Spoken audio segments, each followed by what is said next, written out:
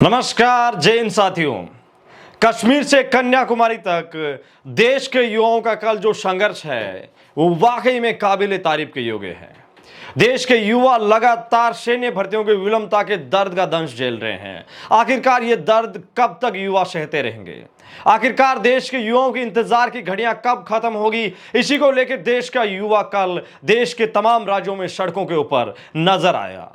तिरंगे को अपना साक्षी मानकर देश के युवाओं ने सबसे पहले तिरंगा यात्रा निकाली और मैसेज दिया कि वाकई में वो देश के लिए आन बान शान के साथ मर मिटने को तैयार है, लेकिन उनको कम से कम देश में फौज की वर्दी पहनने का मौका तो देना चाहिए। भारत युवा संघर्ष समिति के बैनर के तले पूरे देश में आह्वान किया गया और पूरे देश की जो एकता है, युवाओं की जो एकता है, वो वाकई में काबिले तारीफ के योग्य है। देश के युवाओं के एक एक युवा के योगदान के बिना यह संभव नहीं था। लेकिन यहां सबसे पहले युवाओं का सवाल रहेगा कि क्या सर हमारा संघर्ष एक दिन का ही है? जी नहीं, आपका संघर्ष एक दिन का नहीं है। मैं आपको बता दूं कि कल ही हमने इसके ऊपर भारत युवा संघर्ष समिति को अवगत करवाया कि देश के युवा पूछ रहे हैं कि क्या एक दिन का यह आंदोलन रहेगा?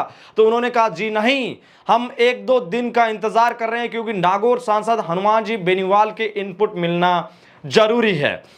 नागौर सांसद से जब हमारा प्रतिनिधि मंडल मिला तो उन्होंने बताया कि हम इसको लेके रक्षा मंत्री जी के सामने बात कर रहे हैं, प्रधानमंत्री कार्यालय तक बात कर रहे हैं, हमारी बात अभी तक सुनी जा रही है। जी हां, नोट कीजिएगा, हनुमान जी बेनीवाल ने ये बात नोट करवाई। तो भारत युवा संघर्ष समिति का कहना है कि जब तक सांसद साहब का कोई इनपुट मिलता है, उस इनपुट को हमारी आगामी रणनीति में शामिल करके हम आगे का प्रयास करेंगे। भारत बंद को लेकर देश के तमाम राज्यों से जो तस्वीरें आई, आपने प्रिंट मीडिया, मैं क्या कह रहा हूं कि देश के कितने नामी चैनलों ने इसको जगह दी है, देश के कितने नामी मीडिया जो प्रिंट मीडिया है इसने जगह दी है। अखबारों की क्लिप कम पड़ जाएगी अगर आप दिखाएंगे तो। ये जो तस्वीरें हैं ये देश के तमाम राज्यों के, कई ऐसे राज्य हैं जहां प्रदर्शन हुए, हाथों में तिरंगा लिए देश के युवा सरकार के समक्ष अपनी मांगे रख रहे थे। सरकार से सीधी मांग की आप हमारा एयरफोर्स का इनरोलमेंट रिजल्ट जारी करो।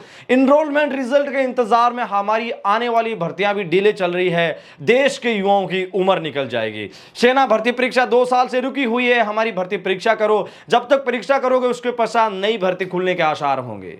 ये देश के तमाम युवाओं के लगातार मुद्दे थे, लेकिन केंद्र सरकार अभी भी चुप्पी साधे हुई है।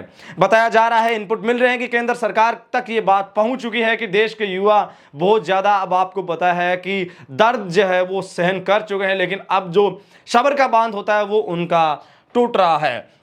कुचामन सिटी से सबसे पहले एक मीटिंग होती है और उस मीटिंग से आह्वान होता है कि देश की राजधानी में, जयपुर जो राजस्थान की राजधानी है, वहां एक बड़ी मीटिंग कंडक्ट होगी। उस मीटिंग के बाद इस माहौल को इस तरीके से पेश किया जाता है कि देश के युवा एक ही आह्वान में तैयार हो गए। 8 मई का जैसे ऐलान होता है, शुरुआती रुझान से लगा कि देश के कुछ राज्य इसमें शामिल है, लेकिन उसके पश्चात जो तस्वीरें आई, उसके पश्चात जो माहौल बना, वो वाकई में एक तरीके से कई लोग इससे सीख लेंगे। आपने देखा होगा कि भारत बंद का ऐलान तो कई लोग करते हैं, लेकिन इतना अनुशासन, इतनी गरिमा और इस जोर पुरजोर तरीके से कभी भी मांगे नहीं रखी हो गई हो। ऐसा होता है, आपने देखा होगा कि मार्केट बंद रखे जाते हैं, व्यापार मंडल से संपर्क करके यातायात सुविधाएं बंद रखी जाती है, और जब न्यूज क्लिप्स आती है, जब उसके व्यूज आते हैं तो ये बोलते हैं कि आंशिक रूप से बंद रहा। लेकिन यहां तो देखो, पूरे के पूरे देश के अंदर लगभग, कुछ राज्य जो अभी आपको पता है इस संख्या में थोड़े से साइड थे, लेकिन लगभग भारत है वो कल इस माहौल से गुजरा।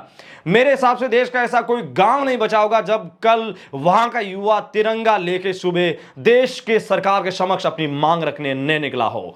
यह बहुत ही एक वाकई में अलग तस्वीर थी, देश के युवाओं का अलग माहौल था।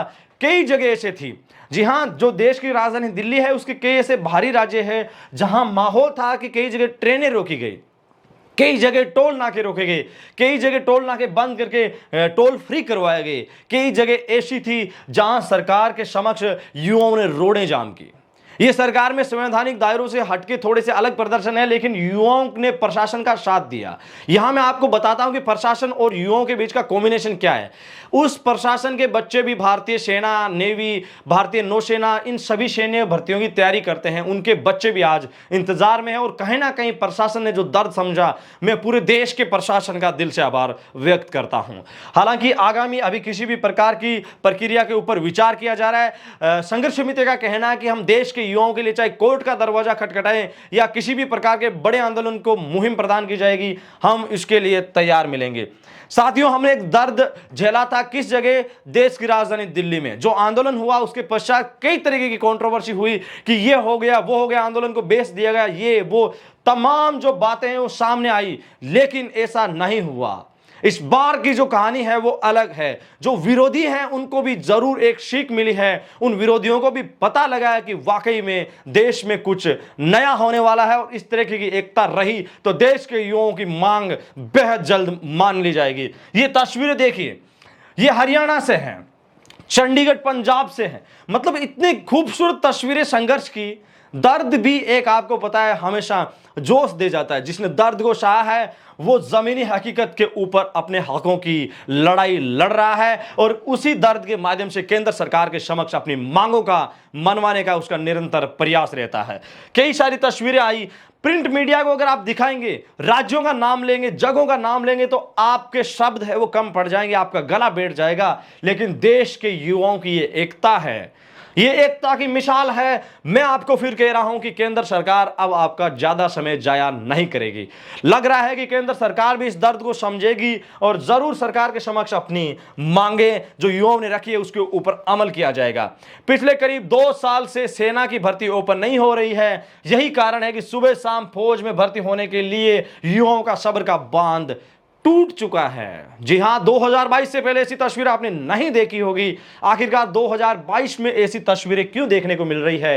ये जनाब कुछ वक्त मिलता है हमें सेना में भर्ती होने का, उस वक्त को मत निकलने दीजिए। मेरे देश के नुमाइंदों, देश के युवा इससे बेहद परेशान है। आपको समझना चाहिए आपकी चुनावी समय सीमा है वो 25 से लगभग 65 तक चली जाती है, लेकिन मेरे देश के आकाओं, देश के इन नौजवानों की उम्र सीमा 18 से 21 साल तक ही मानी जाती है।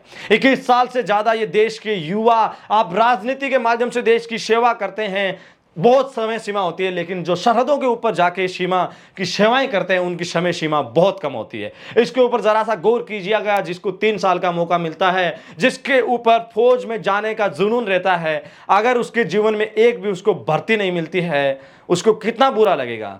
देश के अकाउंट अगर आपकी एक बार भी टिकट कट जाती है, आप पेट्रोल डाल के सड़कों के ऊपर आ जाते हैं, जलने लग जाते हैं। सरकार के नहीं बल्कि अपनी राजनीतिक पार्टियों के खिलाफ आप बहुत सारी बातें करते हैं, लेकिन देश के युवा आखिरकार जाएं तो कहां जाएं?